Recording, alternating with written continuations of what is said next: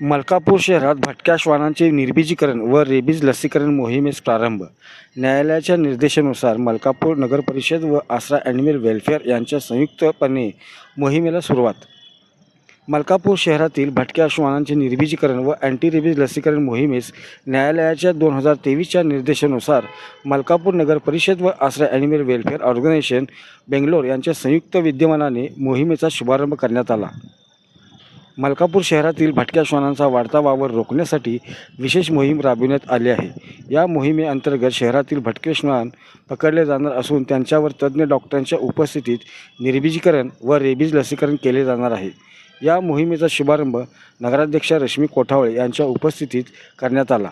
याप्रसंगी पशुवैद्यकीय अधिकारी doctor Tanvi Mahajan, doctor PN Sarwade, नगरसेवक रमेश चांदणे, विरोधी पक्षनेते संजय मोरे, नगरसेवक महेंद्र कोठावळे, रविराज कोकरे देसाई, अभिजित गुरव, ओंकार भोपळे, पल्लवी पवार, नेहा बर्डे आदींच्यासह अधिकारी रोहित पाटील, महेश खंडकर, प्रकाश कांबळे, आसरा वेलफेअरचे अनिल पडळकर, अमित चौगले, अर्पण, अक्षय, अभय कुसुम, मोरेश्वर, विकास तसेच नगरपरिषद कर्मचारी गणेश लागारे, रवींद्र पंडित आदींसह कर्मचारी उपस्थित होते.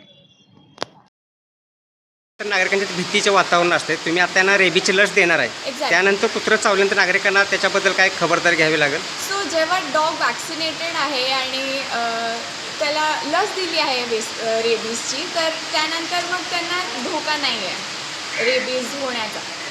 धन्यवाद. भटक्या कुत्र्यांचे प्रतिबंध करण्यासाठी मलकापूर नगर परिषद आणि आसरा ॲनिमल वेलफेअर ऑर्गनायझेशन बेंगलोर यांच्या वतीने ही मोहीम राबवलेली आहे. आज या ठिकाणी नगराध्यक्षा रश्मी कोठावळे आणि सर्वांच्या उद्घाटन होते.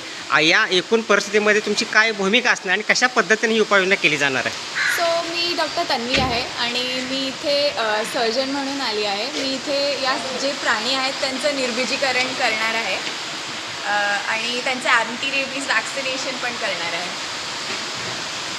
यापुढं अशी त्यांची उत्पत्ती होणार नाही यासाठी पूर्णपणे कंट्रोल केलं जाणार आहे. येस, प्रिव्हेंटिव्ह आहे हे, बोथ म्हणजे रिप्रोडक्शनसाठी पण आणि त्यांच्या डिझीजसाठी पण.